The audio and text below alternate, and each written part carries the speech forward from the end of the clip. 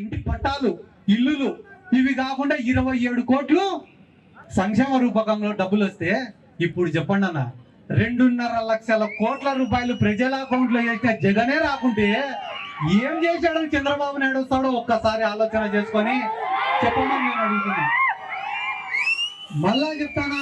మళ్ళా చెప్తానా మాటిస్తానా, ఈ రోజు రాష్ట్రంలో దేశంలో ఏ సర్వే తీసుకున్నా, ఏ ఇంటెలిజెన్స్ రిపోర్ట్ తీసుకున్నా, ఏ 10 మందిని అడిగినా వచ్చేది ఎవరు అంటే నేను చెప్పినా కూడా బాగుండదు. కాబట్టి ఒక మనస్ఫూర్తి ఒక మాట చెప్తా, గుర్తుపెట్టుకోండి. ప్రతి గ్రామము, ప్రతి నియోజకవర్గము ఈ రోజు తిరగడం మొదలు పెట్టాం. ఎందుకంటే ఇంకా ఎన్నికలకు కేవలం 2 నెలలు మాత్రమే టైం ఉంది. ఇంకా ఆట మొదలు పెట్టాల్సిన దానికి టైం దగ్గరకైంది. కాబట్టి ఈ రోజు నుంచి ఖచ్చితంగా గడప గడప తిరుగుతా, ఊరు తిరుగుతా, మండలం తిరుగుతా, నియోజకవర్గం తిరుగుతా, రాష్ట్రం మొత్తం తిరుగుతా, జెండా కట్టి జనంలోకి పోతా. ఎందుకు ఈ మాట చెప్తున్నానంటే, ఈ రోజు జగన్మోహన్ రెడ్డి ఒక్కడు ఒకవైపు, రాష్ట్రంలో ఉండే అన్ని పార్టీలు ఒకవైపు,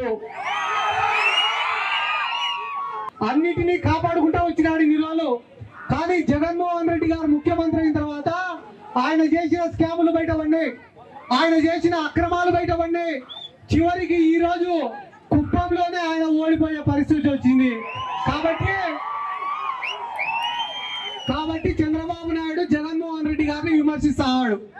సరేలే, పవన్ కళ్యాణ్ ఎందుకు విమర్శిస్తాడు జగన్మోహన్ రెడ్డి గారిని? జగన్మోహన్ రెడ్డి గారు పవన్ కళ్యాణ్ కన్నా వయసులో 3 ఏళ్ళు 4 ఏళ్ళు చిన్నోడు. అరే, నాకన్నా చిన్నోడు ఈ రోజు రాష్ట్రంలో దేశంలో ఇంత పెద్ద ఎత్తుకు ఎదిగిపోయినాడే, నేనేమో కనీసం ఎమ్మెల్యేగా కూడా గెలిచలేకపోతాననే, ఎవరితోనో ఒకరితో పొత్తు పెట్టుకోకుంటే కనీసం పార్టీని కూడా నడపలేకుండానే అని చెప్పి బాధతో, కడుపు మంటతో, అసూయతో ఈ పవన్ కళ్యాణ్ అనేవాడు జగన్మోహన్ రెడ్డిని విమర్శిస్తాడు. చెప్పిన వాగ్దానాలన్నీ నిలబెట్టుకోవాలంటే అది అయ్యే పని కాదు. 60% వాగ్దానాలను నెరవేర్చినా కూడా ఆ ప్రభుత్వం పాస్ మార్కులు సాధించినట్టునే. కానీ మన రాష్ట్రంలో జగన్మోహన్ రెడ్డి గారు 95% వాగ్దానాలను నిలబెట్టుకున్నాడు. అది కూడా 5 సంవత్సరాల కాలంలో కాదు, కేవలం 3.5 సంవత్సరాల కాలంలోనే. మిగిలిన 1.5 సంవత్సరం కాలం కూడా కరోనాకు పోయింది. ఆ కరోనా లాంటి క్లిష్టమైన సమయంలో కూడా ఇచ్చిన మాటను నిలబెట్టుకునే గొప్ప వ్యక్తి వైఎస్ జగన్మోహన్ రెడ్డి గారు. అటువంటి జగన్మోహన్ రెడ్డి గారి కోసం పోరాడడానికి నేను సిద్ధం, మీరు సిద్ధమా? జగన్మోహన్ రెడ్డి గారి కోసం కష్టపడడానికి నేను సిద్ధం, మీరు సిద్ధమా? జగన్మోహన్ రెడ్డి గారిని ముఖ్యమంత్రిని చేసుకోవడానికి నేను సిద్ధం, మీరు సిద్ధమా?